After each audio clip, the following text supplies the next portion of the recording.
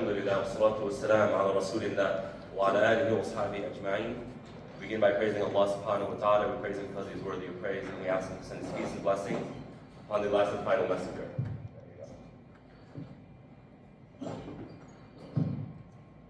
Assalamu alaikum, everyone. It is once again an honor to be amongst you. And I say that with the utmost humility and sincerity.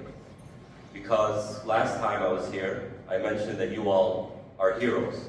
And I once again mentioned that you all are heroes. And I'm really excited for you. Because I think we can all agree that in the future history books, Muslims writing about Muslim history will reference the moments when you all made your encampments in protest of what was going on in Palestine, in Gaza. So be proud of that. Be very, very, very proud of that. And you have every right to view yourselves as people who are changers of the future. You are rooted, and today's topic is about balance. And when we talk about balance, I want to hear from you all. Balance between dunya and akhirah, balance between this life and the afterlife. In your mind, how does that look? What is balance? Someone talk to me.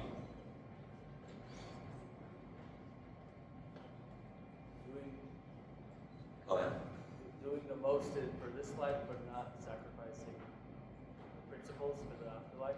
Okay, doing your best, the most in this life, but simultaneously not allowing that to sacrifice your afterlife. All right? That's a very nice way of describing it, but it's kind of vague, right? How does that look? What else? Tell me. How do you know you've reached balance? We're talking about this, right? Balance between dunya and akhirah. If you don't have an understanding of what that looks like, then how are we ever going to achieve it? So tell me, how does the balance look in your mind?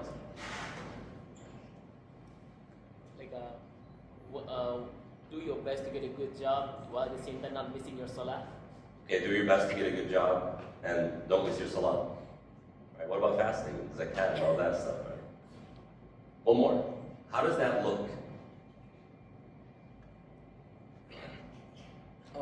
Having your deen be the foundation and your akhirah be the building of your foundation, so everything works around your deen.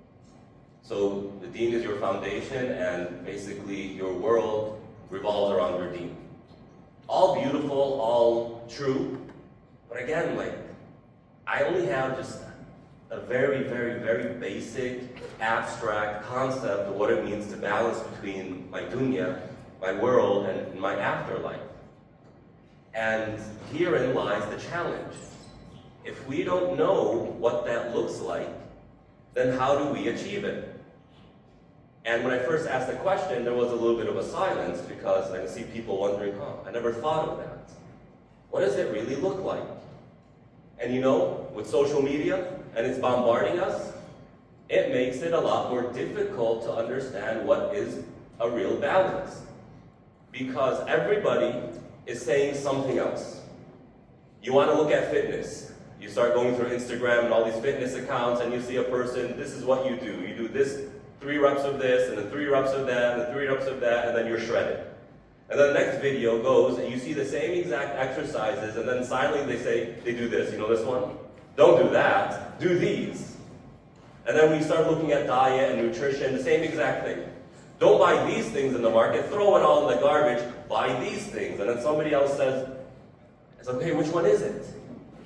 We all are striving for better. It's very human. We all want to reach our fullest potential. That is part of the human experience. But everybody is telling us something different. And that becomes a major challenge. And so how do we navigate this? Well, we need a starting point.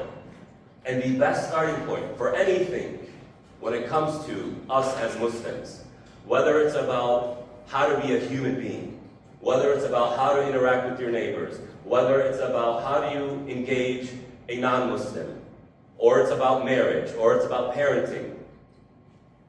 the best place to start is with the best people who ever walked this earth. Rasulullah alayhi salatu wasalam and the companions. And then from there, we're able to build not just an idea of what is balance between dunya and akhirah, because if anyone properly balanced, it was them. But also a practical, realistic idea of what it looks like. And today what I want to do, I'm going to focus more not on what you should be doing, but rather what we need to remove from our minds that perhaps is actually preventing us from reaching our full potential in this balance. And again, starting with the companions, because they're the best, right? They're ideal in our minds. But in our minds, how do they look? When you think of Abu Bakr, think for a few seconds, how do you think Abu Bakr looked? How do you think Umar looked? How do you think Aisha radiallahu ta'ala anha looked for the ladies? Guys, don't think about how she looked. That's for the ladies to think about that. How did Khadija look? Radiallahu ta'ala anhuma. Think about that for just a minute. He said the best of the best. Now, if you're like me, you're probably thinking of an image of an individual who's very good looking, very balanced in their physical features, very upright, they have perfectly straight teeth, their hair is shining. You think of someone who is beautiful. And that's normal because in our hearts, these are the most beautiful people. So we imagine them in the most beautiful way. But did you know that the companions struggled with the very same question that you all are asking today? How do we balance this out? How do we do it? And there's a moment where a companion by the name of Hanzala was walking around almost like an insane person saying, Nafaqa Hanzala, Nafaqa Hanzala, Nafaqa Hanzala. He just kept repeating this. Hanzala, talking about himself, is a hypocrite. I'm a hypocrite. I'm a hypocrite. Can you imagine somebody just walking by saying, I'm a hypocrite, I'm a hypocrite, I'm a hypocrite? You think there's something wrong. And while he's saying this, he passes by Abu Bakr. Abu Bakr's like, well, Hanzala, what's going on, man? What are you saying? Why are you calling yourself a hypocrite? He said, man, when we're with the Prophet ﷺ, it's as though we can taste and smell paradise, as though we can see it right in front of us. But when we go back home and we get busy with our family and we're playing with our kids, we don't feel that. And so Hanzala is saying, man, I'm inconsistent. Sometimes I have Iman, and other times I don't have that Iman. That means I'm a hypocrite. Because if I truly believed I had real Iman, that means over here and over there would be the same exact thing. And Abu Bakr is like, man, you have a point. I go through the same thing. I'm a hypocrite too. And they said, let's go to Rasulullah alayhi salatu wasalam. And I'll point to the rest of the story a little bit later. So the companions are our go-to point. And the companions were living the same life you're living. Yeah, the technologies are different, the buildings look different, but as human beings, they had the same desires we had. They had the same general goals as we had, the same general responsibilities as we had. They have to work, they have to provide for their family, they have to raise their family, and they have to contribute to the community. Isn't that technically our responsibilities today as Muslims, whether in America or elsewhere? It's kind of the same exact thing. And for today's conversation, I draw our attention to the end of Surah Al-Jumu'ah. This short chapter, a page and a half. The end of that chapter tells us that Jumu'ah prayer is an obligation upon us. But the context in which it comes in is very relevant to our conversation today. Allah in the last verse says, وَإِذَا رَأَوْا تِجَارَةً أَوْ لَهْوًا انْفَضُّوا إِلَيْهَا وَتَرَكُوكَ قَائِمًا. Imagine this. You are with the companions. These are the best of the best. They're the ideal ones. And you're sitting there, and the Prophet ﷺ is speaking. He's giving a sermon. And then all of a sudden you hear drums outside the masjid. Boom, boom, boom, boom. The drums were known at that time to mean a caravan is coming. They used to do trade. They would put their items, their products on a caravan to be sold somewhere else. And then when the caravan comes back, what does that mean? The prophets are here. The prophets, the money is back. This is exciting. And so while the Prophet ﷺ was giving his sermon, nearly every single companion, when they heard that drum, got up and left the Prophet. Can you imagine that? If the Prophet was here right now, alayhi salatu wasalam, and somebody just got up and left, I don't care if they had to go to the bathroom urgently. You would look at that person and say, what are they doing? But the companions, all but 12 companions, left the Prophet because they wanted to go and get their money.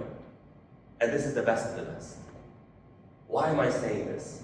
Because in these verses are lessons for us today about how we make that balance. And it starts off with, يَا أَيُّهَا الَّذِينَ آمَنُوا إِذَا نُودِيَ لِلصَّلَاةِ مِنْ يَوْمِ الْجُمْعَةِ فَاسْعَوْا إِلَى ذِكْرِ اللَّهِ وَذَرُوا الْبَيْعَ. Allah says, O you who believe, He starts off with this. I want to change our perception of what it means to be a balanced Muslim. Balance between this world and the afterlife. And it starts with our image of what it means to be a good Muslim. Because the akhirah part is like, that's my good Muslim side. That's when I'm not distracted from the world. We think the companions were people who 24/7, they were either standing up in salah, doing ruku'ah, or doing sujood. But that's not the companions. So in your mind, how does it look to be a good Muslim? What does it look like? For the guys, you might be thinking of a beard, and you're walking around in a thobe, of course, above the ankles, right? And then you have your dhikr beads, you're walking around with this, mashallah, you have a big one here. Sorry, whoever put this together, saying, subhanallah, alhamdulillah, la ilaha illallah, Allahu akbar. And you're walking around UCSD with this massive thing, and you're lowering your gaze, and you have a frown on your face for whatever reason. And, well, mashallah, that person must be on the correct path. They must be really striving. They must be A-okay with Allah subhanahu wa ta'ala. Again, when you think of the companions, what do you think they were doing? Do you think they were carrying their dhikr beads day in, day out, only praying and doing nothing else? Absolutely not. So going back to the hadith I was mentioning earlier where Abu Bakr and Hanbala went to the Prophet saying, Ya Rasulullah, we are hypocrites because of this. What did the Prophet say? He said, if you were to always be the way you are with me, the angels would come down and shake your hands while you're walking on the street. But that's not what's asked of you. But rather what's asked of you is give an hour for Allah, an hour for yourself, and an hour for your family. That's balance right there.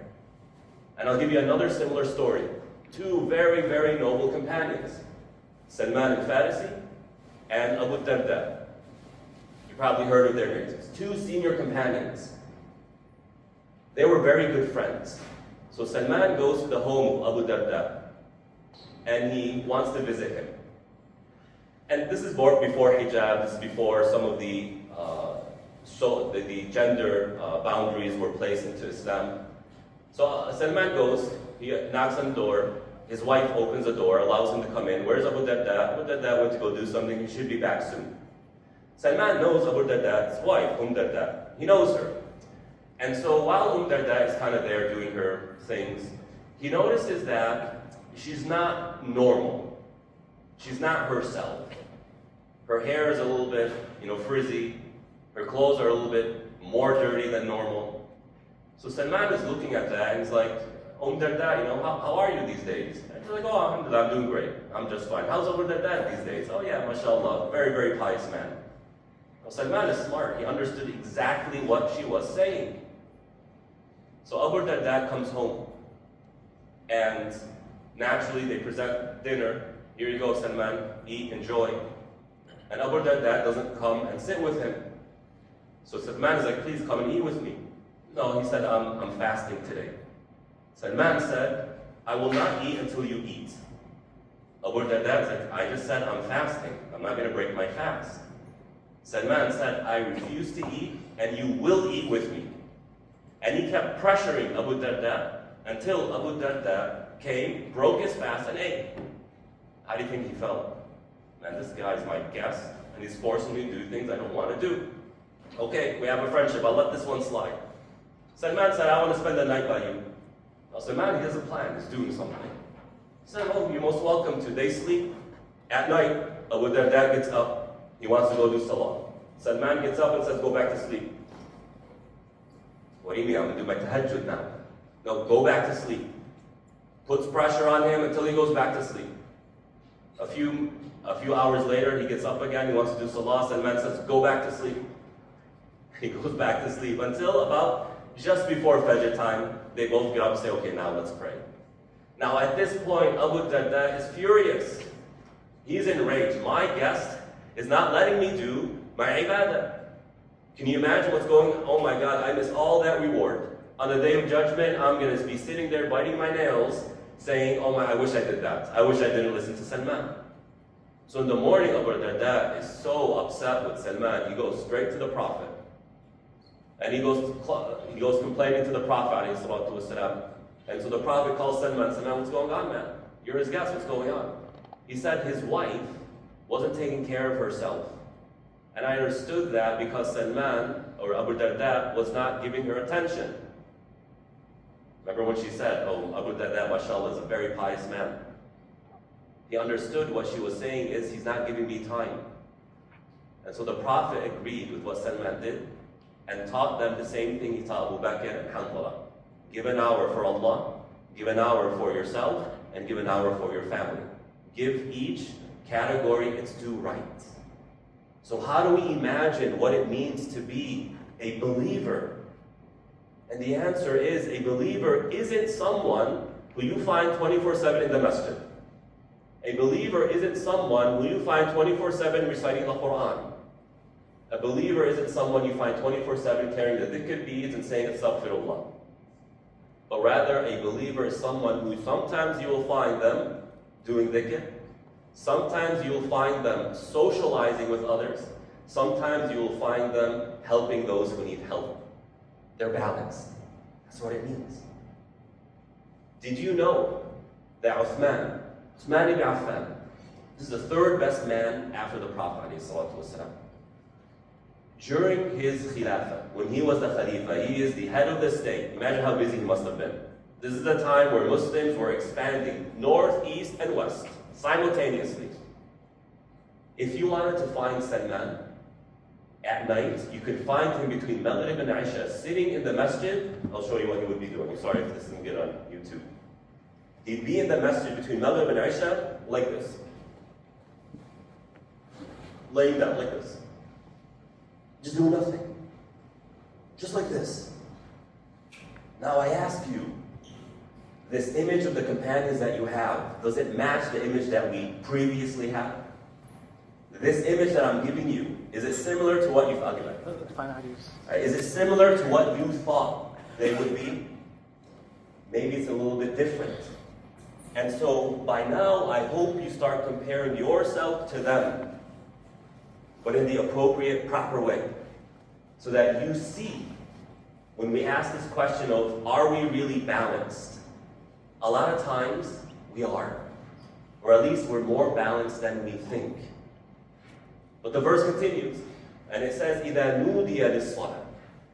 If prayer is called to, you're being called to something. And this is the next aspect when it comes to balance. Your calling. And again, social media has a lot to say about your calling. You gotta do what calls you. Do what you love. And then you go to ChatGPT and they say, how do I discover my calling? And it has an entire prompt, right? And you start answering the question, oh, this is very exciting. And then you get the answer, that's my calling, and you go for it. And as you go for it, something begins to happen. If your dream is to be a doctor, and you become a doctor, after a few years, something will begin to happen. If your dream is to become a lawyer, and you become a lawyer, and it's so exciting in the beginning, after a few years, something begins to happen. No matter what you choose, and no matter why you chose it, after several years, something will begin to happen. And what begins to happen is you get bored.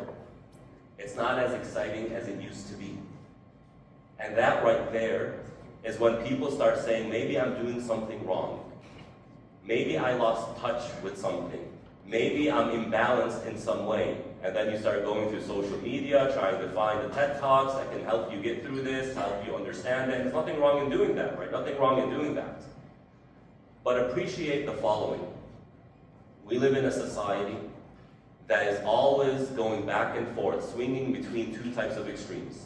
between the extreme of Biden and the extreme of Trump, between the extreme of the left and the extreme of the right, between the extreme of religiosity and the extreme of secularism. All is back and forth. But your religion is designed, engineered by Allah in a way to keep you balanced. The religion itself, from salah to fasting to zakat, and how it's done and how often it's done, creates a natural type of balancing. So before you start going on the TED Talks and trying to find your calling, let's ask the question, what is Islam's calling? What is it? What does Islam call to? In fact, what does Allah call to? What does He invite you to? What is His calling? Well, it's also stated in the Quran. Allah subhanahu wa ta'ala says, وَاللَّهُ يَدْعُو إِلَى دَارِ السَّلَامِ. Allah calls you to the home of peace, to the home where you'll never get bored, to the home where you'll never stress out over your work-life balance, to the home where you never feel like this world is becoming uninteresting. You don't feel the need to keep dosing yourself with dopamine and oxytocin and all of this stuff. It's a place where you're finally truly at peace. That's what Allah subhanahu wa ta'ala calls to. But how do you get there? Is it just salah, zakat, fasting, etc.? Once the companions, we're always going back to the companions. Once the companions saw a man who was jalad nasheed. He was strong and he was energetic. He had a lot of energy, a lot of stamina. And they looked at that man and they said, Ya Rasulullah, man, if only he was fi sabilillah. If only that man was in the army. Look how they're thinking. They're looking at a man who's strong and capable and energetic. And in their minds, oh my God, he's sitting there doing whatever, he's going and getting groceries, whatever he was doing. They said, man, what a waste of a person, man. He should be in the army and doing jihad and all of that stuff. So the Prophet ﷺ responded with the balanced approach. He said the following, anybody who goes out to take care of their kids is fi sabilillah. They're on the path of Allah. And anybody who goes out to make money so that they don't need to ask others for money and their spouse doesn't need to ask others for money, they're fi sabilillah. They're on the path of Allah subhanahu wa ta'ala. Look what the Prophet ﷺ is doing. He is adjusting the perception. In the mind of the companions, a good Muslim is somebody who is 24/7 in Islam. But the Prophet adjusts and says, being on the cause of Allah is not only through reading Quran, having a sword in your hand back in the day, or doing these formal acts and rituals, but rather somebody who is a good father or husband, somebody who's a good mother and wife, is somebody who's on the path of Allah subhanahu wa ta'ala.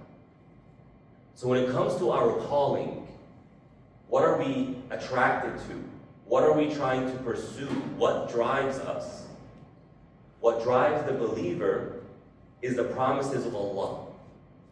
And to gain and to acquire and achieve the promises of Allah, it's not simply to do these acts of worship, but being a normal human being, doing normal human things, and doing what every other human being does, from having a family and taking care of a family, and going to school and getting a career. The Prophet says, you are on the path of Allah subhanahu wa ta'ala. Because that's what you are meant to do along with these other things. This is the balance here. But again, in our minds, you might be going to school thinking, oh my God, today I missed this lecture, or how can I go to, I feel like I should be going to the masjid more. I'm not doing enough. Ramadan is coming. Am I going to be able to recite all of the Quran? And we get so stressed out. But maybe we're causing an imbalance. We're putting too much when it comes to our focus on the afterlife, and forgetting that focusing on this world and doing a good job in this world is part of building your afterlife, as the Prophet ﷺ said. And for you young ones, most of whom are not married, think about going back to Allah and telling Allah, I had a husband who I took care of and I brought happiness to. I had a wife who I took care of and I brought happiness to. I treated them well. how much reward do you think Allah is going to give to that, for that? Might not have even thought about it. But how many hadith are there, how many verses in the Quran are there about treating others well? There are a lot. And so who has the right to your good treatment more than the people who are immediately around you, especially those who depend on you? It's a big deal. And so while Hamdan and Abu Bakr could not understand how being with family is useful when it comes to this balance between dunya and akhirah and the pursuit of akhirah, the Prophet is now teaching you playing with your children gives you reward. It is part of your pursuit of the akhirah. And that's balance right there. And then the verse continues, إِذَا نُودِيَ لِلصَّلَاةِ مِنْ يَوْمِ الْجُمْعَةِ. If prayer is called for Jum'ah prayer. Now Jum'ah is called a gathering. It is a place where people gather. It is a communal field. It is a place that Allah subhanahu wa ta'ala allows there to be less gaps between different generations, because they're all hearing the same message. It is a place you go to and you bump into people and you see people who are part of your community, part of your life, and you grow as a community. Fact of the matter is, what makes the MSU, or MSA? MSA, what makes the UCSD MSA meaningful, what allowed you to do what you did last year, isn't because each one of you is doing their own thing. It is because you came together with an idea, with a goal, and you work together. So when it comes to this balance between dunya and akhirah, people who work in teams thrive more than those who work as individuals. And just to really drive this point, Allah subhanahu wa ta'ala tells the Prophet, هُوَ الَّذِي أَيَّدَكَ بِنَصْرِهِ وَبِالْمُؤْمِنِينَ. Allah tells the Prophet, He is assisting the Prophet, and He is also assisting the Prophet by giving him companions. In other words, Allah subhanahu wa ta'ala is telling the Prophet, you won't be able to do what you do without these people who are around you, your team. And so when it comes to the balance, you need a team. You need a group of people. From the scholars to the righteous people, you always find statements, quotes, where they say, I was with righteous people. I was gathered with the scholars. I was with a group of people. They're always saying this. Why? Because they understood a believer is not meant to go it alone. And if we go it alone, that's an imbalance. And in an individualistic society like ours, we can easily fall into that imbalance. But Islam, again, it is engineered, designed in a way to prevent this major imbalance. You go to Jum'ah prayer, and there you create your team. And you build off of that. إِذَا نُودِيَ لِلصَّلَاةِ مِنْ يَوْمِ الْجُمْعَةِ. What time do I have till?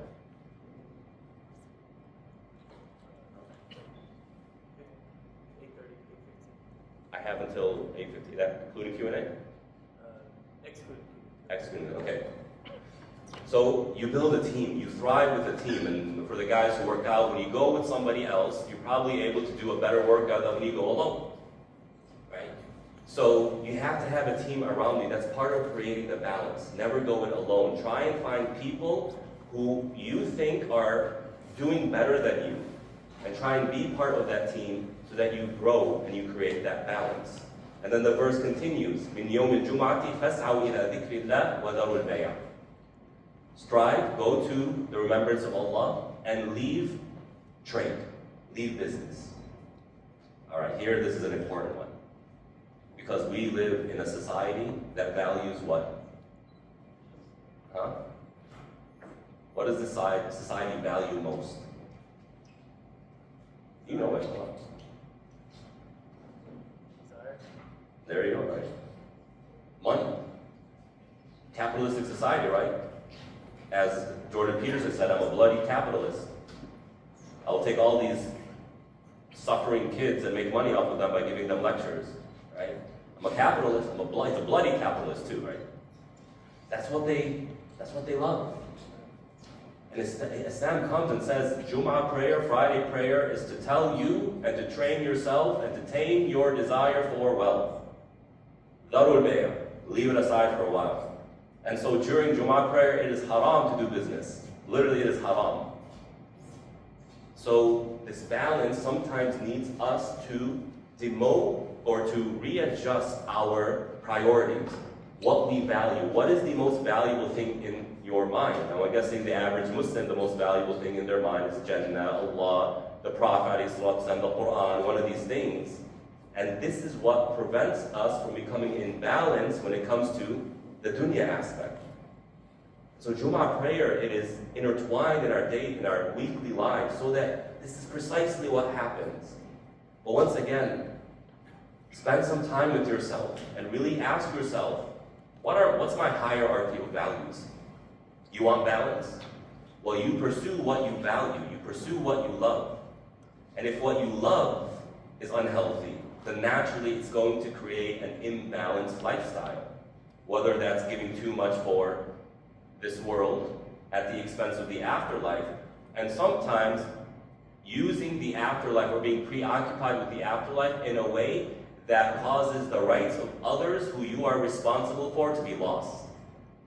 Like the stories that we just mentioned. So what are your values? Okay, well, what should your values be? Well, what is your calling? What is the calling? Jannah, the afterlife. The afterlife is what causes us to become balanced. This pursuit of the afterlife, when we understand the accountability in the proper, healthy way, where it's not only one thing, the dhikr beats, but rather viewing my interactions with others, my taking care of my children, my taking care of my spouse, my going to school and getting an education so that I am a useful member of society. I view that also as part of my path to Jannah, my path to Allah subhanahu wa ta'ala. And then Allah subhanahu wa ta'ala start concluding this talk. He says, قُلْ مَا عِنْدَ اللَّهِ خَيْرٌ مِنَ اللَّهْوِ وَمِنَ التِّجَارَةِ. Say what is with Allah is better than anything this world that can provide you. This world can provide you. And so, what I want to leave you all with is the following. The more we are attached to the akhirah, with the idea that I have been suggesting now, this balance, where sometimes your pursuit of the world is your path to Allah subhanahu wa ta'ala. We also need to learn how to demote our desires, demote what this world really can offer me in my mind, by reflecting and comparing and contrasting what Allah has to offer me versus what this world has to offer me. And to give you a few, one major difference is the afterlife is eternal. This life is limited. Live 120 years. Many people have come and gone and lived 100 years plus, but they're gone. The earlier generations used to live centuries. Adam alayhi salam died at 960. Nuh alayhi salam passed 1,000 years. But how long have they passed away? How long have they been passed away? A very long time. Time is short. So even if you live a full life, what it has to offer your time is very limited. And thus there is no comparison between this and the afterlife, which is infinite. Just think of that. For the math majors here, if you do a ratio between infinity and any other number, what does it come out to be? There is no ratio. So you cannot even begin to compare the difference. The next thing is what each one has to offer. What? This world, what does it really have to offer? Some homes that you have to be stressed out over to maintain and to clean and to pay the taxes on it and all of that? Or how much work you need to put in order to afford a home in the first place, if it's even affordable these days. And then all the stress that comes with that, all the fear, what if a fire happens, what if this happens, what if that happens? And then you raise your family only for your kids to leave the home, and now you're an empty nest, and now you downsize. I'm not saying don't do these things, but I'm challenging you when it comes to how much value do you give these things. Now compare that to the afterlife, that has anything and everything. Wish it, and it's yours. As the Prophet says, alayhi salatu wasalam, the area in paradise that is equivalent to a miswak, a stick, is more valuable than this world and everything in it. Because it never ends. And all it has to offer you is good. Whereas this life, it's always work and fatigue and tire and stress and anxiety and grief and guilt and.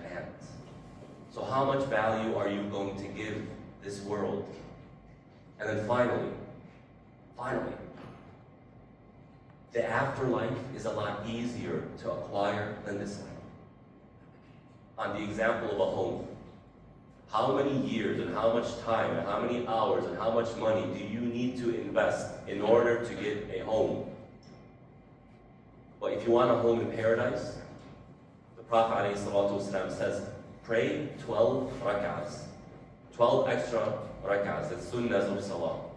And Allah subhanahu wa ta'ala will give you a home in paradise. You see how different that is? You work hard and you work for a corporation. I hope you don't. I hope you build corporations. But they will never say, I'm going to multiply your salary times 10 just because you are a wonderful employee. That would be shocking.